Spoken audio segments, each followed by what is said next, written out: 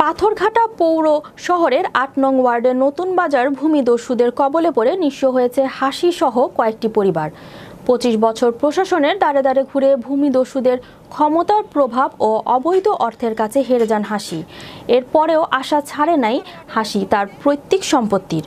ভূমিদস্যুদের বিরুদ্ধে পাথরঘাটা পানি উন্নয়ন বোর্ডের উপবিভাগীয় প্রকৌশলী শওকত ইকবাল মেহরাজ ৩৯টি অবৈধ স্থাপনা উচ্ছেদের জন্য জোর সুপারিশ করে প্রতিবেদন দাখিল করেন বিভাগের নির্বাহী প্রকৌশলীর কাছে।